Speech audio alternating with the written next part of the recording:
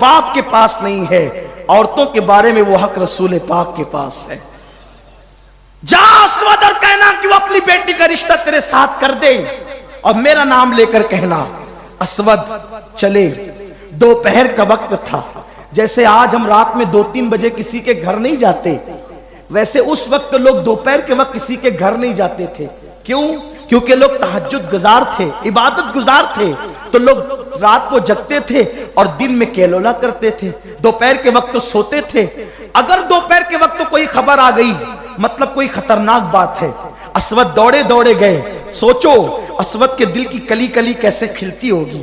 دیکھو بھائی، کوئی مولوی ہو، کوئی ولی ہو، کوئی عالم ہو، کوئی مفتی ہو، کوئی اس بات کا انکار نہیں کر سکتا کہ جب اس نے جوانی کی دہلیز پہ قدم رکھا تو کیا اس کے دل میں شادی کی خواہش نہیں آئی؟ نہیں آئی؟ آئی نا۔ کوئی کتنا بھی بڑا ہو، متقی ہو، اور شادی کی خواہش کرنا کوئی بری بات بھی نہیں ہے۔ اور جب اتنے حسین گھرانے میں رشتہ طے ہونے کی بات آئی، اسود کی کلی کلی چٹکیاں لینے لگی۔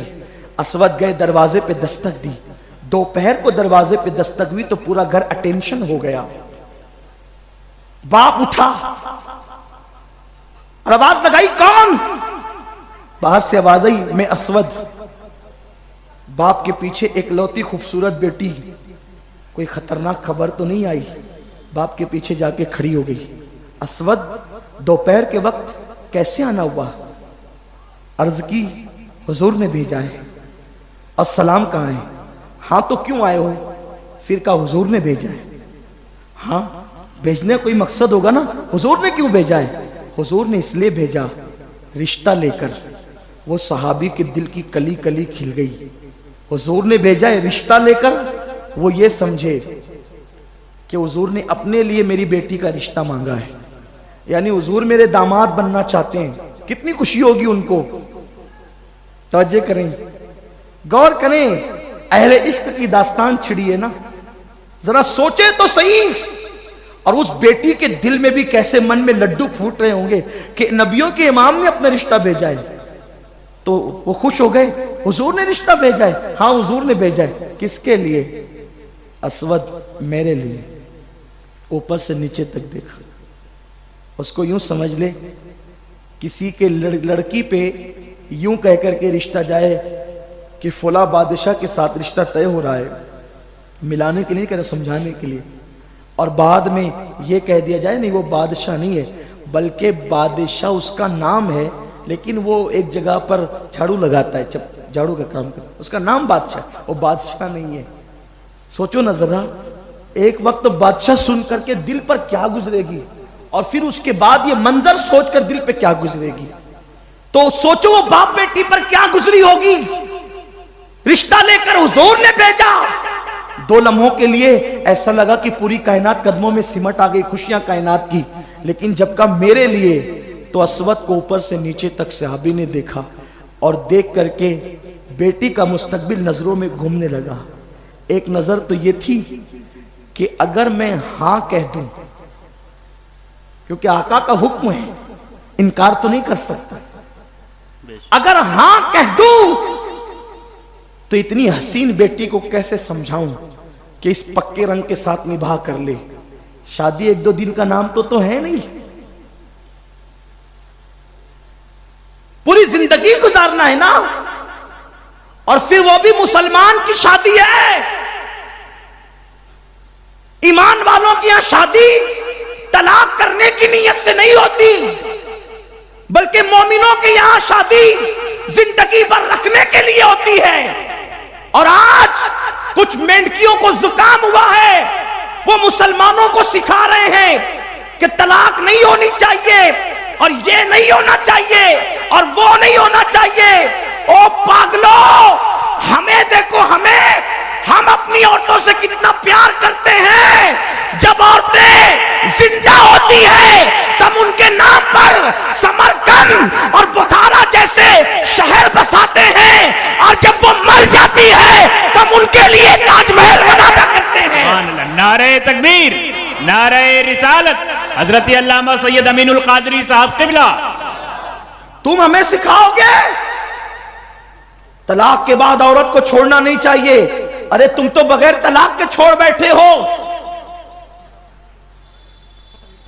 تم تو بغیر طلاق کے چھوڑ بیٹھے ہو.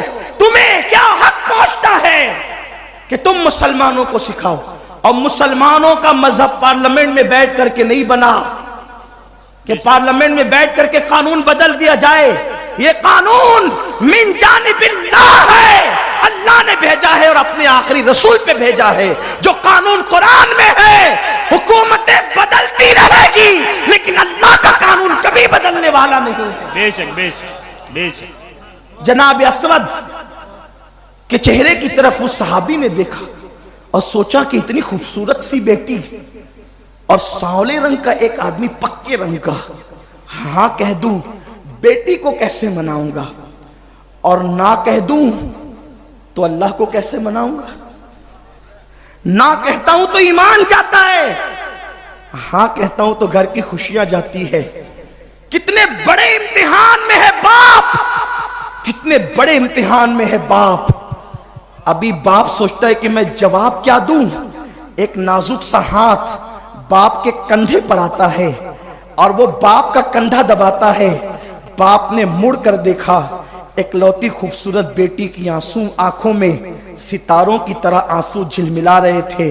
باپ نے بیٹی کو دیکھا, بیٹی کہہ رہی تھی بابا دیر نہ کرنا, جلدی سے ہاں کہہ دے. بابا دیر نہ کرنا, جلدی سے ہاں کہہ دے, اس لیے کہ آنے والے اسود کو مت دیکھو, بھیجنے والے مصطفیٰ کو دیکھو. ارے تیری بیٹی کتنی خوش نصیب ہے کہ کسی کا رشتہ باپ اور دادا طے کرتے ہیں, ماں اور دادی طے کرتے ہیں, تیری بیٹی کا رشتہ مصطفیٰ جان رحمت نے طے کیا. سبحان اللہ سبحان اللہ. یہ عشق رسول تھا قوم کی بیٹیوں. اللہ اکبر یا رسول اللہ. زندہ باد زندہ باد زندہ باد. قوم کی بیٹی کو وہ ذہن دے رہی ہے جب اپنی پسند اور مصطفیٰ کی پسند ٹکرا جائے تو اپنی پسند کو محبوب خدا کی پسند پہ قربان کر دو. سبحان یہ اللہ. سیریل دیکھنے والی بیٹیوں کو کون سمجھائے, یہ فلمیں دیکھنے والی بیٹیوں کو کون سمجھائے جنہوں نے دوپٹوں کو مفلر بنایا, جو ہر کسی کے ساتھ کھلکھلا کر بات کرتی ہے. نادانو, میرے رسول کی بیٹی فاطمہ وہ ہے کہ جس کے دوپٹے کو کبھی چاند و سورج نے بھی نہیں دیکھا. میرے امام کہتے ہیں جس کا آنچل نہ دیکھا مہو مہر نے, اس ردائے نزاہت پہ لاکھوں سلام. اللہ اکبر, وہ رسول کی شہزادی ہے. آج قوم کی بیٹیوں کو فلمی اداکارہ کی ضرورت نہیں بلکہ سیدہ فاطمہ کے کردار کی ضرورت ہے.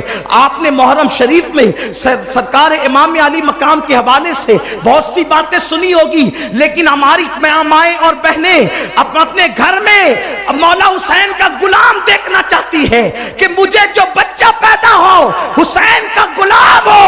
سن لو, جب تک کہ ماں سیدہ فاطمہ کی کنیز نہ ہوگی تمہارے گھر میں غلام حسین کبھی پیدا نہیں ہو سکتا. ماں تو بے پردہ گھومے اور گھر کے اندر غلام حسین پیدا. مولا حسین کی امی کیسی ہے, قوم کی بیٹیاں چھوٹی چھوٹی بات پہ آبرو کا سودا کرتی ہے. ایک مرتبہ آقا سفر میں تھے, سفر طویل سفر کے بعد آئے تو کسی نے عرض کی حضور فاطمہ بیمار ہے.